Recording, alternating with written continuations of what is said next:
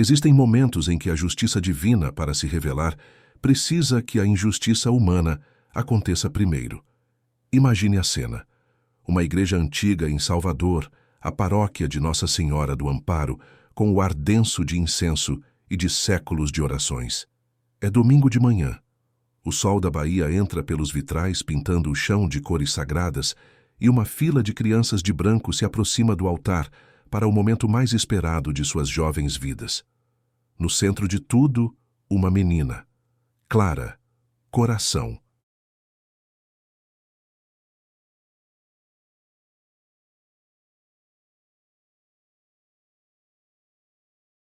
Puro, esperando pela sua primeira comunhão. Mas diante do altar uma palavra a impede, uma regra, uma voz firme que diz não. O que ninguém naquela congregação poderia prever era que aquele não, aquele ato de exclusão, era a chave, a permissão que o céu precisava para intervir de uma forma que desafiaria a lógica, a gravidade e a própria autoridade daquele lugar. E tudo começou com um sinal quase imperceptível, um detalhe que a maioria ignorou no choque do momento. Um perfume,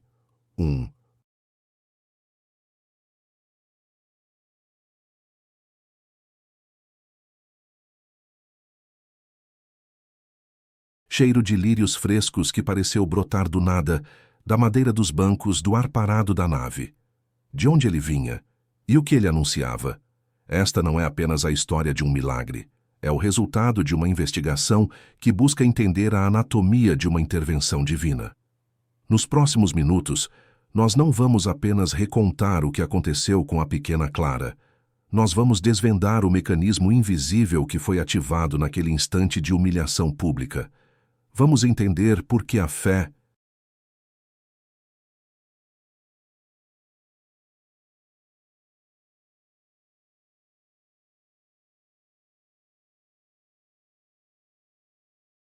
silenciosa de uma mãe, que apertava um pequeno pão de Santo Antônio dentro da bolsa, se tornou mais poderosa que qualquer doutrina.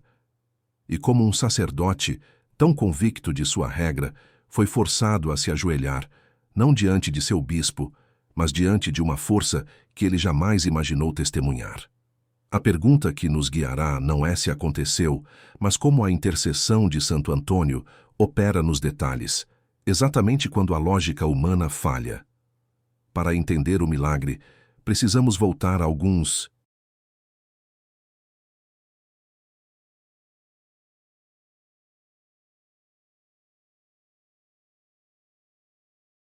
dias, porque os sinais como sussurros já estavam no ar esperando por quem tivesse a sensibilidade para ouvi-los.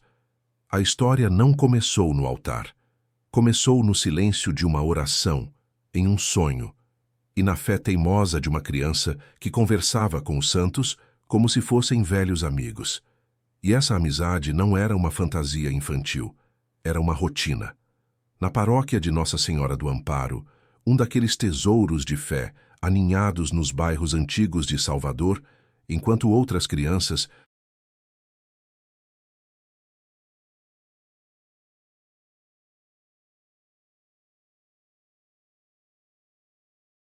corriam no pátio. A pequena Clara, de 7 anos, buscava a penumbra fresca da nave. Sua mãe, uma mulher de fé silenciosa e gestos contidos, a observava de longe, sem nunca interferir. Ela via a filha não em frente ao altar principal, mas em uma capela lateral, diante de uma imagem antiga quase esquecida de Santo Antônio. Uma imagem de madeira, com a pintura gasta pelo tempo e pelas mãos de incontáveis fiéis, que segurava um menino Jesus com um braço e um livro com o outro. Ali,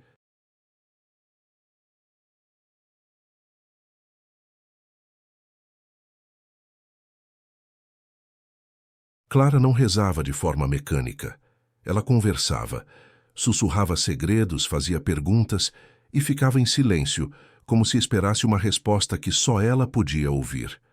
O primeiro sinal, o primeiro sussurro do que estava por vir, não veio para Clara, mas para sua avó. 3 noites antes da cerimônia da primeira comunhão, ela acordou com uma clareza que não pertencia ao mundo dos sonhos. Em sua visão, Um frade franciscano, cujo rosto era sereno, mas impossível de memorizar, lhe entregava.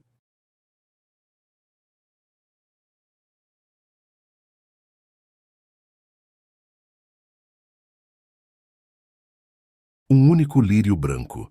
Não havia palavras, apenas o gesto e uma sensação de paz avassaladora.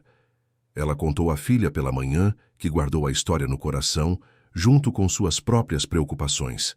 Preocupações que tinham nome e endereço. Padre Inácio, o pároco. Um homem bom, mas severo. Um teólogo que via o mundo através da lente rígida da doutrina, um guardião da regra cuja compaixão, por vezes, se perdia na burocracia do sagrado. Ele conhecia a situação delicada da família de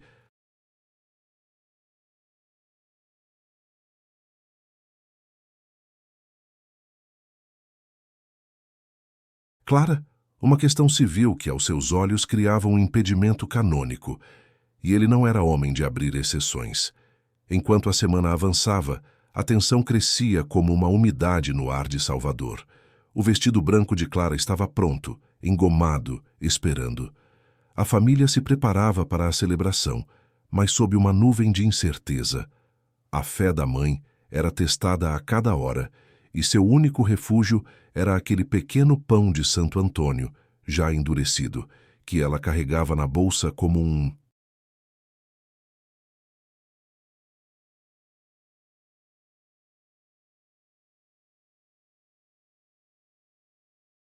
amuleto, uma âncora. Eram duas forças se preparando para colidir naquele domingo. De um lado, a fé pura e conversada de uma criança e a confiança silenciosa de uma mãe. Do outro, a lógica inflexível de um homem da igreja. O que ninguém sabia era que uma terceira força, convocada por aqueles sussurros na capela lateral e pelo sonho de um lírio, já estava a caminho. A igreja seria o palco, mas as regras daquele dia não seriam escritas pelos homens. O domingo amanheceu pesado em 1600.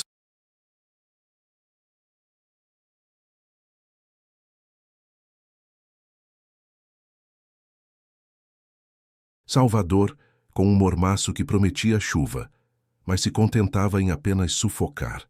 Na paróquia de Nossa Senhora do Amparo, o ar já estava denso de incenso e expectativa. As famílias chegavam, as crianças em seus trajes brancos, uma agitação nervosa e feliz pairando sobre os bancos de madeira escura. Mas para a mãe de Clara, cada passo em direção ao altar era uma provação. Ela segurava a mão da filha, uma mão pequena e confiante, enquanto a outra, dentro da bolsa, apertava o pão de imitutico.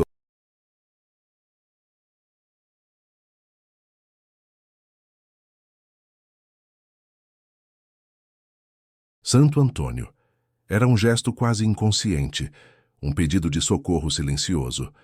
Clara, por sua vez, parecia flutuar em um mundo próprio. Enquanto as outras crianças cochichavam e se ajeitavam, ela mantinha os olhos fixos na imagem de Santo Antônio, lá na capela lateral, como se continuasse a conversa que haviam tido durante toda a semana. Havia nela uma serenidade que não pertencia à sua idade, uma certeza que desarmava a ansiedade da mãe. O que se passava na cabeça daquela criança?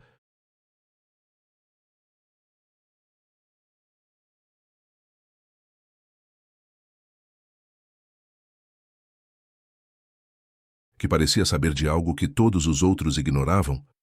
Foi então que o padre surgiu no altar, um homem alto de feições severas, cuja reputação o precedia. Era conhecido como um guardião da doutrina, um sacerdote que não dobrava as regras nem por compaixão. Seu olhar varreu a congregação e, por um instante, pareceu pousar sobre Clara e sua mãe. Um olhar que não prometia misericórdia, mas julgamento. O órgão começou a tocar, a missa teve início, mas a liturgia parecia apenas um...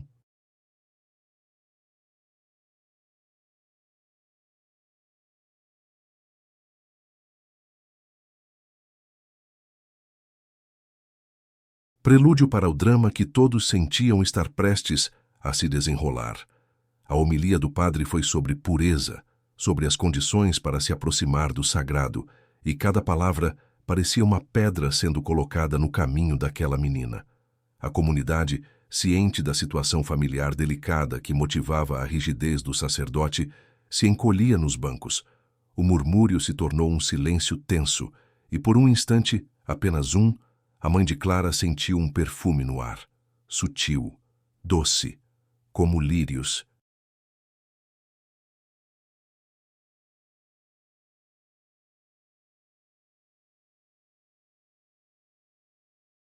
Recém-colhidos, um aroma impossível naquele ambiente fechado. Ela piscou achando ser sua imaginação, o estresse falando mais alto. Mas não era. O palco estava pronto. A lógica humana havia declarado suas intenções. Agora, restava esperar. Chegou o momento da comunhão. O órgão que antes soava solene, agora tocava uma melodia suave, quase infantil, acompanhando a fila de crianças de vestidos e ternos brancos que se formava no corredor central. Eram rostos puros, mãos postas em oração.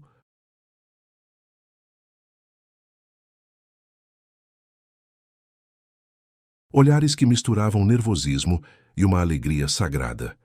Um a um eles se aproximavam, recebiam a hóstia e voltavam para seus lugares com uma nova gravidade no semblante. A mãe de Clara observava cada movimento, o coração batendo no ritmo de uma prece silenciosa e desesperada. E então foi a vez de Clara. A menina se levantou e caminhou sem pressa, os olhos fixos não no padre, mas no sacrário dourado sobre o altar. Havia uma paz nela, uma serenidade que desafiava a atenção que todos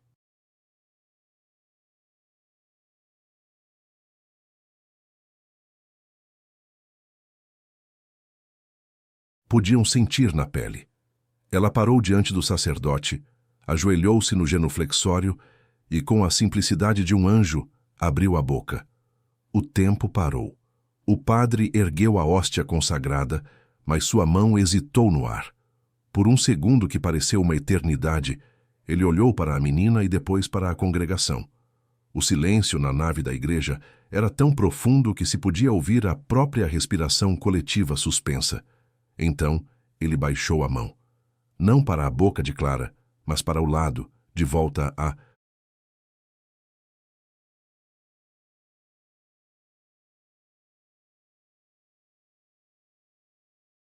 Patena.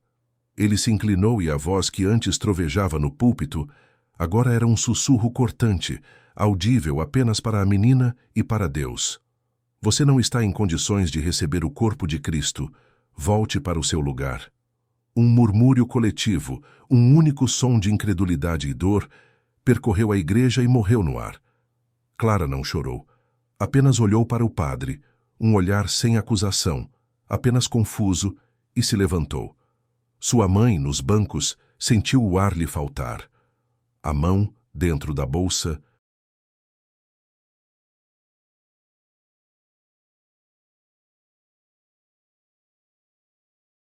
apertou o pão de Santo Antônio com tanta força que os nós dos dedos ficaram brancos. Foi naquele exato instante que algo mudou.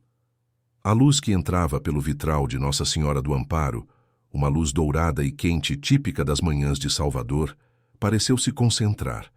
Ela se afunilou, formando um facho único e denso que pousou exatamente sobre a pequena Clara, isolando-a do resto do mundo, enquanto ela se virava para voltar. A humilhação estava consumada. A lei dos homens havia sido...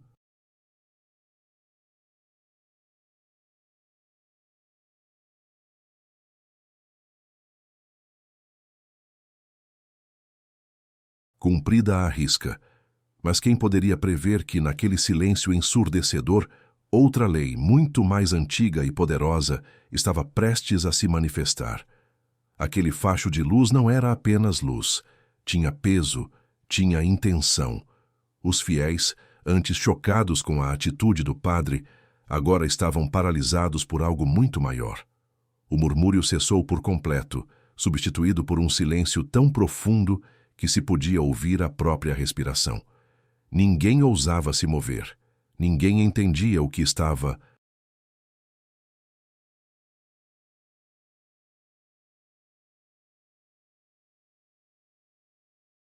Vendo, mas todos sentiam na alma que a rotina daquela manhã de domingo havia sido irrevogavelmente quebrada. A poeira que dançava no ar, visível apenas dentro daquele cilindro dourado, parecia se mover em câmera lenta, como se o tempo naquele pequeno espaço da igreja obedecesse a um ritmo diferente. E foi então que o segundo sinal se manifestou. Começou como uma suspeita, um cheiro sutil que uma senhora na primeira fila pensou ser de seu próprio perfume, mas ele se intensificou.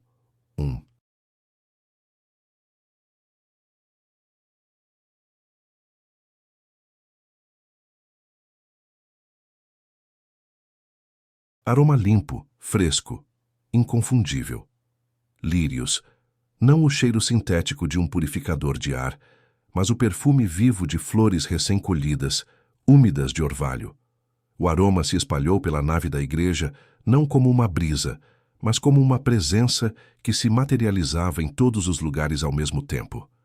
As pessoas se olhavam, franzindo a testa, buscando com os olhos os arranjos de flores no altar. Mas não havia lírios. As flores da semana eram gérberas e rosas, cujos perfumes foram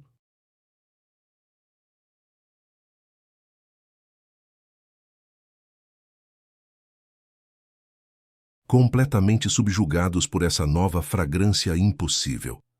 O padre, que ainda estava de costas para a menina, sentiu o cheiro e se virou, visivelmente irritado, como se aquilo fosse mais uma afronta à sua autoridade, uma distração orquestrada. Seu olhar varreu a igreja em busca da origem, mas encontrou apenas os rostos atônitos de seus paroquianos. Sua atenção voltou-se para Clara. A menina continuava parada, banhada naquela luz inexplicável, com o rosto sereno e os olhos fixos.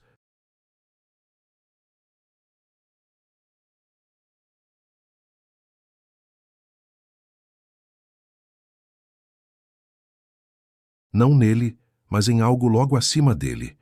O que ela via? O que todos ali estavam prestes a testemunhar? A mãe de Clara, sentindo o perfume que parecia brotar do próprio chão de madeira, afrouxou o aperto no pão bento.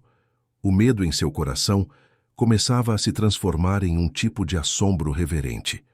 A humilhação de sua filha estava se dissolvendo, sendo substituída por uma santidade palpável que preenchia cada centímetro cúbico daquela igreja antiga. O ar estava elétrico, carregado com a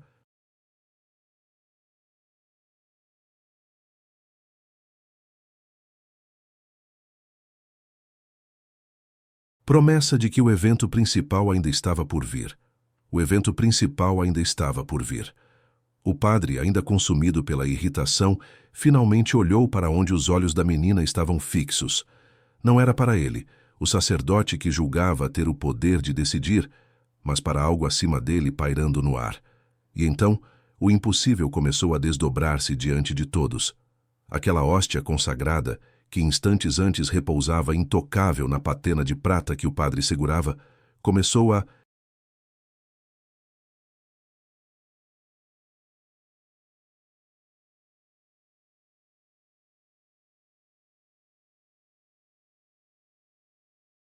vibrar. Uma vibração quase imperceptível, como se o próprio ar em torno dela estivesse pulsando com uma energia inédita. Seria uma ilusão de ótica, um truque da luz que entrava pelo vitral. Ninguém ousava respirar, nem mesmo piscar, temendo que qualquer movimento rompesse o feitiço. Aquele silêncio na paróquia de Nossa Senhora do Amparo se tornou tão denso que parecia esmagar os pensamentos, preenchendo o espaço com uma expectativa quase dolorosa. E então, com uma leveza que desafiava,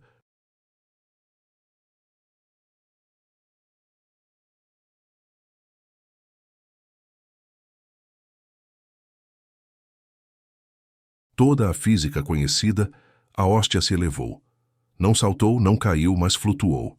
Como uma folha levada por uma brisa invisível, ela se desprendeu da patena, pairando por um instante no ar, bem ali, entre o sacerdote e a pequena Clara. O padre, antes irado e altivo, agora estava paralisado. Seus olhos, antes cheios de autoridade, agora refletiam um assombro puro, um terror sagrado. Ele não conseguia se mover, suas mãos tremiam incontrolavelmente, a patena ainda em seu punho, mas vazia.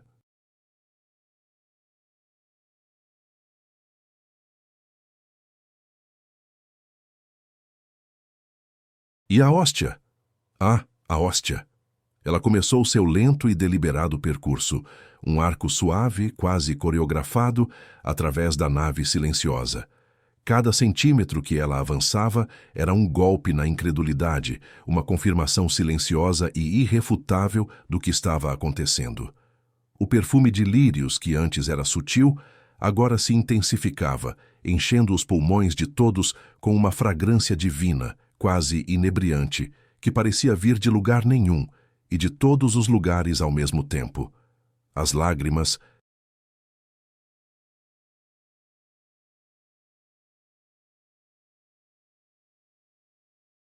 que a mãe de Clara segurava jorraram, não de tristeza ou vergonha, mas de uma compreensão avassaladora, uma catarse silenciosa que lavava a alma. Ela viu, como todos os outros, a hóstia se aproximar de sua filha. Clara, a menina que havia sido publicamente humilhada, permaneceu imóvel, seus olhos fixos no pequeno círculo branco que se movia em sua direção. Não havia surpresa em seu rosto, apenas uma serenidade profunda, quase ancestral, como se ela esperasse por aquele momento. Como...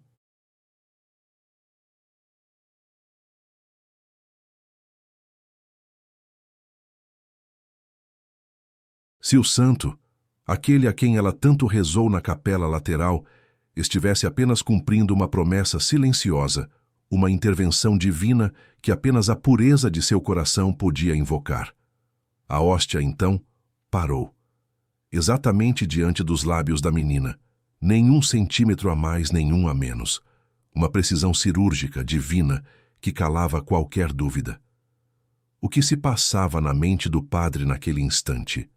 Aquele homem de doutrina severa, que havia negado a comunhão a uma criança, agora...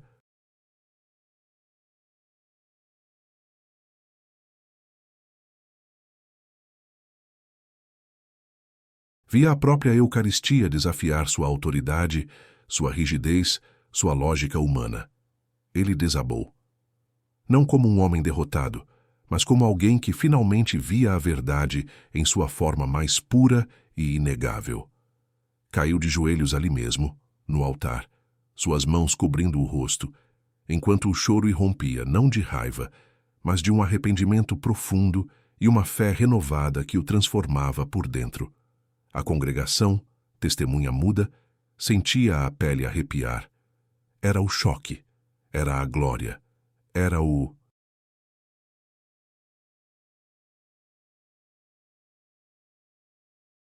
milagre. Aquele momento em Salvador, naquela paróquia, reescrevia a fé de todos. Mas a menina apenas recebeu a hóstia, com a naturalidade de quem aceita um presente do céu.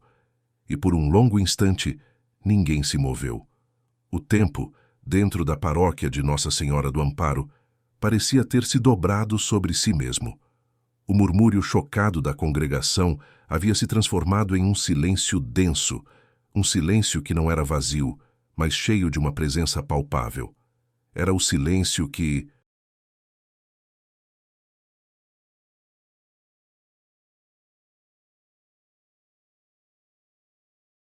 se segue a revelação. Em um dos bancos da frente, a mãe de Clara, que até então mantinha o corpo rígido como uma estátua de dor e fé, finalmente relaxou. Sua mão, dentro da bolsa, soltou o pequeno pão de Santo Antônio que ela apertava com tanta força que as unhas marcavam sua palma. As lágrimas que ela segurava agora desciam livres, silenciosas, não mais de humilhação, mas de uma gratidão tão avassaladora que era quase insuportável. Ela não olhava para o padre, nem para a filha.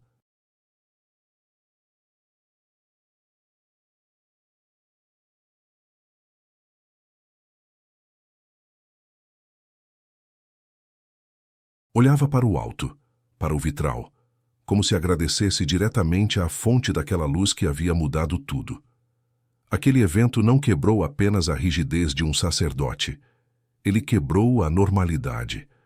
As pessoas se olhavam, buscando nos olhos umas das outras a confirmação de que não haviam sonhado. Um homem mais velho, conhecido por seu ceticismo, tirou os óculos, limpou-os lentamente e os colocou de volta, como se quisesse ter certeza de que seus olhos não o haviam enganado. Uma senhora.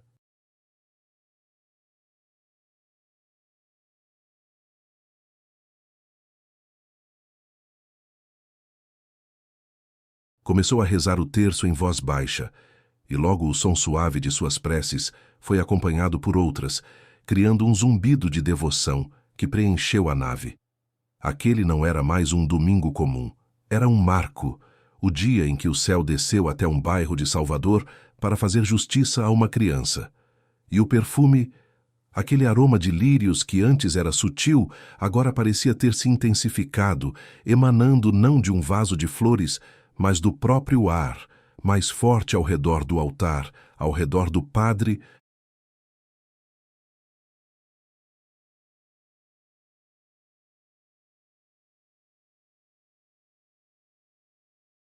que lentamente se colocava de pé, um homem refeito. Ele continuou a missa, mas sua voz não era mais a mesma, havia perdido o tom de autoridade e ganhado o timbre trêmulo da reverência. Cada palavra da consagração, a partir daquele ponto, soava como uma confissão. Mas a história não terminaria ali. O que foi registrado nos livros da paróquia foi apenas a casca do acontecimento. O verdadeiro núcleo, a razão mais profunda por trás daquele sinal, só viria à tona dias depois.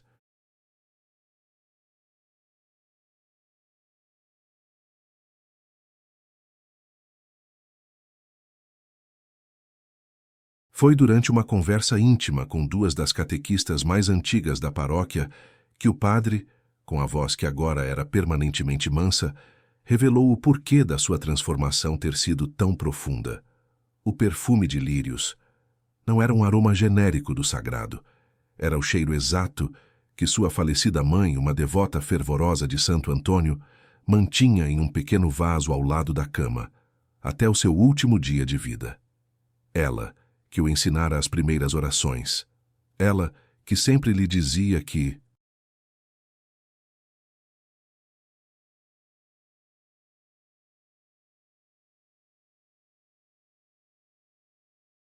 a misericórdia era a linguagem nativa de Deus. Naquele instante diante do altar, ao negar a comunhão para a pequena Clara, o padre não sentiu apenas o cheiro das flores. Ele sentiu a presença da sua própria história, um lembrete de que as regras dos homens, por mais rígidas que fossem, jamais poderiam se sobrepor à lei do amor que sua mãe lhe ensinara com a vida.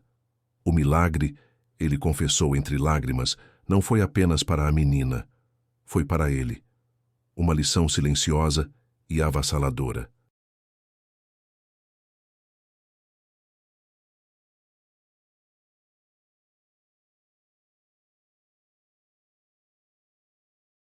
Santo Antônio não apenas alimentou a fé de uma criança. Ele resgatou a alma de um pastor que havia se perdido na letra da lei, esquecendo-se do espírito. A história da hóstia que flutuou na paróquia de Nossa Senhora do Amparo se tornou parte da alma daquele bairro de Salvador.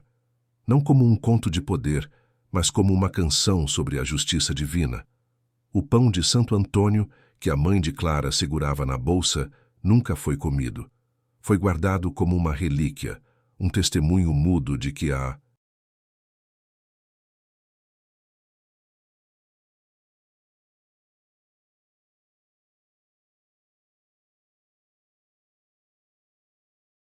fé mais simples, quando verdadeira, tem o poder de mover o céu. E assim, a humilhação pública de uma criança se transformou em redenção para um homem e em esperança para uma comunidade inteira. Talvez os maiores milagres não sejam os que desafiam as leis da física, mas aqueles que sutilmente nos lembram das leis do coração. Se este testemunho de Santo Antônio encontrou um lugar em sua reflexão, compartilhe esta luz com alguém que precise dela. E continue conosco nesta jornada por